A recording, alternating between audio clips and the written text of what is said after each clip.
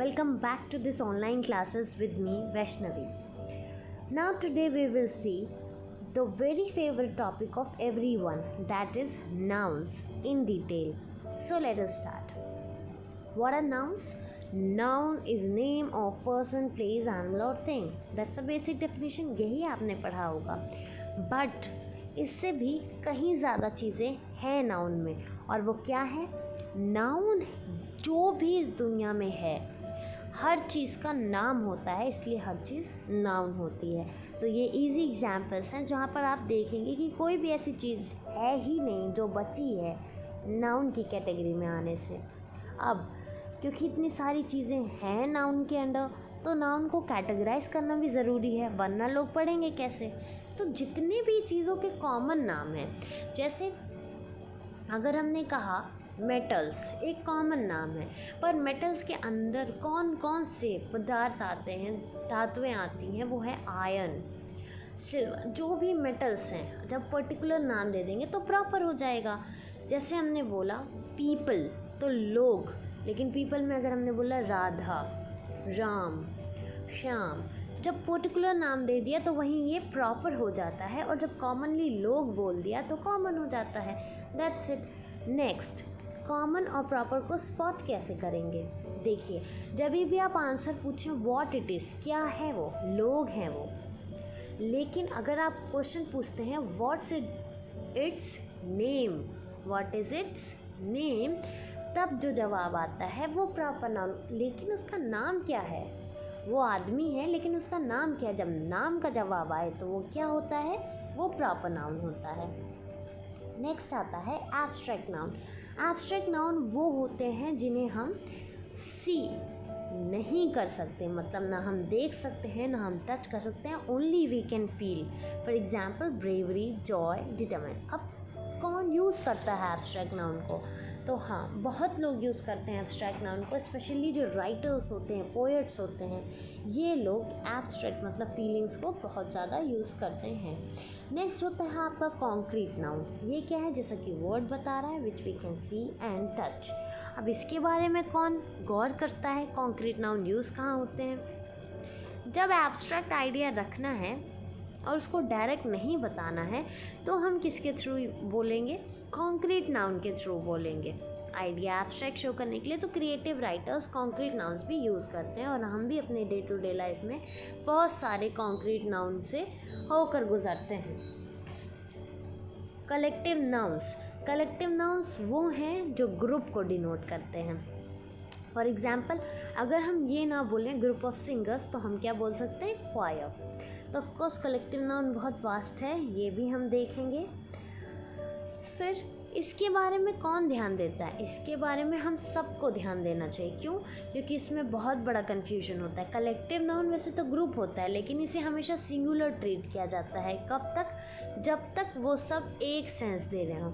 लेकिन जैसे ही सब अलग अलग पार्टिसिपेंट्स जो होते हैं ग्रुप के, जब वो अलग अलग डायरेक्शन में भागेंगे, तो वही कलेक्टिव नाउन प्लूरल बिहेव करने लगेगा. जैसे the team is scheduled to arrive at 4 o'clock. जब हम कह रहे हैं कि पूरा टीम आएगी 4 बजे, एक साथ वाला जब शो कर रहा है, तब वो सिंगुलर ट्रीट किया जाएगा. लेकिन जब हम कहेंगे the team are wearing different hats, different novelty hats, तो हर अलग अलग पहने हैं, तो इसके लिए वहाँ पर ये क्या हो जाएगा? प्लूरल हो जाएगा. फिर कलेक्टिव नाउन सिंगुलर प्लूरल, जैसे कि मैंने बताया है, तो यही है कलेक्टिव नाउन. जब सेम सेंस देता है तो सिंगुलर होता है, और जब अलग अलग सेंस देता है हर मेंबर का, तो वो प्लूरल हो जाता है.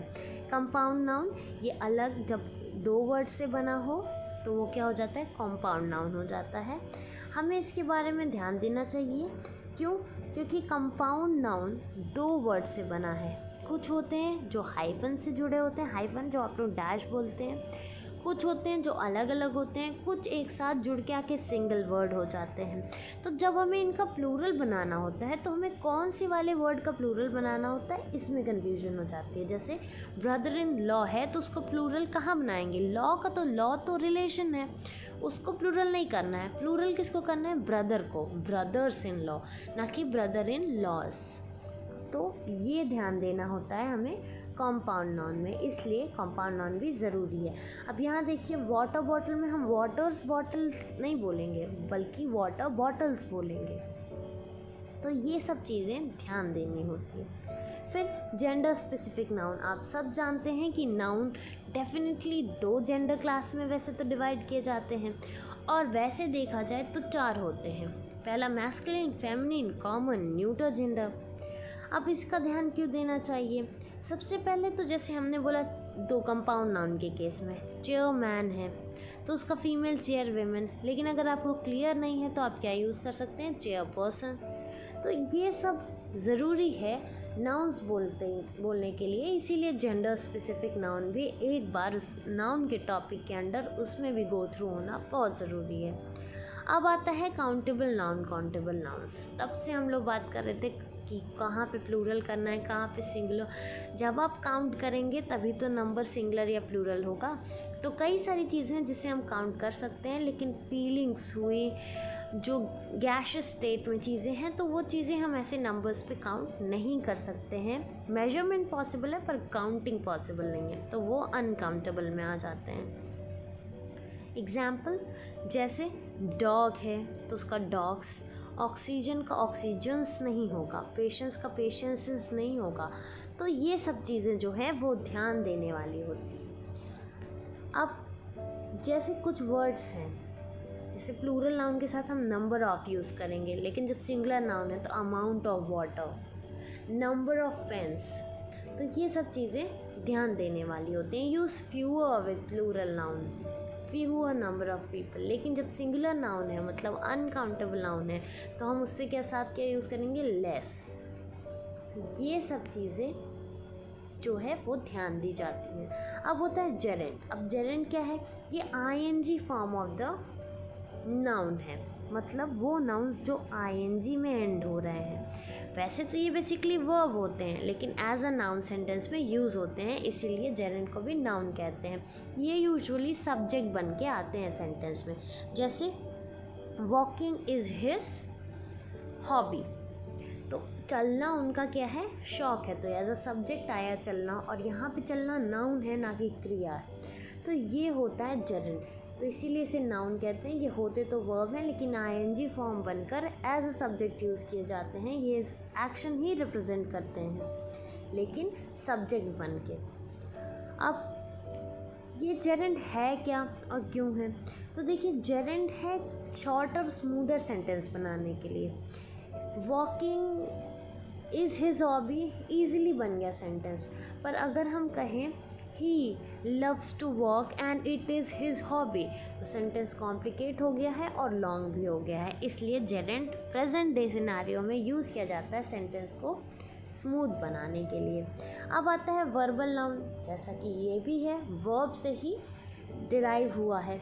For example a good building, तो बिल्ड क्या है, बनाना, पर आईएनजी फॉर्म लग गया है और ये बन गया है building. Verbal nouns have no verb like property, पर ये वर्ब से तो बने हैं लेकिन ये जेरेंट की तरह इनके पास वर्ब लाइक प्रॉपर्टीज़ नहीं होती हैं। ये सिर्फ डिराइव हुए हैं वर्ब से, लेकिन ये प्रॉपर नाउन्स हैं। अब वर्बल नाउन के लिए क्यों हमें ध्यान देना चाहिए, वर्बल नाउन अक्सर एक ए, एन या फिर द मतलब आर्टिकल से प्रीसीड होते हैं, मतलब उनके आगे एक आर्टिकल आता है और उनके पीछे एक प्रीपोजिशन आता है। हमने देखा जेरेंट, फिर हमने देखा वर्बल नाउन्स। अब वर्बल नाउन और जेरेंट यूज़ करने से हमारा जो सेंटेंस है वो क्या हो जाएगा, काफ़ी इम्प्रूव्ड और स्मूथ दिखेगा। अब क्या क्या इश्यूज़ होते हैं, इशू 1 कि हमें कैपिटल लेटर कहाँ यूज़ करना है, क्या सारे नाउन्स के साथ यूज़ करना है, no, only with proper noun. Proper noun के साथ कैपिटल लेटर यूज़ करना है। कलेक्टिव नाउन को हमेशा हमें सिंगुलर ट्रीट करना है, कब, जब तक कि इंडिविजुअल्स अपना अलग अलग प्रॉपर्टी ना शो कर रहे हों।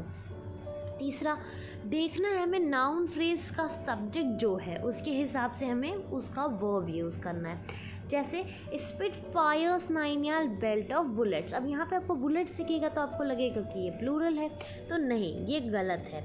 यहाँ पे जो सब्जेक्ट है वो क्या है, बेल्ट है, ठीक है। इस नाउन फ्रेज का जो हेड नाउन है वो बेल्ट है, बेल्ट ऑफ बुलेट्स।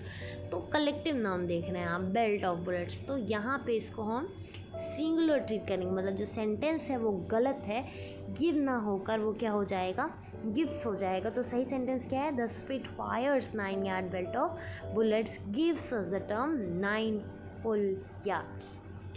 अब हु और हुम कहाँ यूज़ करना है वो आपको बहुत अच्छे से याद रखना है। सबसे पहले जब आप सब्जेक्ट के बारे में बात कर रहे हैं तो आप हमेशा हु पूछेंगे, who is the subject of the verb, whom नहीं, ठीक है। It's the same deal with who, whoever and whomever also. तो कहाँ पर हु यूज़ करना है, जब भी सब्जेक्ट ऑफ द वर्ब, और हुमेवर कहाँ यूज़ करना है, object of the preposition with, ठीक है। तो ये हमें ध्यान देना है कि हु और हुम क्या है। हु क्या होता है, कौन, हुम मतलब किसका या किससे क्या रिलेशन शो करता है। तो ये डिफरेंस आपको याद रखना है हु और हुम का। अगले वीडियो में हम नाउन का हर एक कैटेगरी इन डिटेल देखेंगे, जैसे कलेक्टिव नाउन्स हुआ, जेंडर स्पेसिफिक नाउन हुआ, जेरेंट्स हुआ, verbal nouns, that all we will see. Thank you for watching the video. I hope you understood it properly. Have a good day.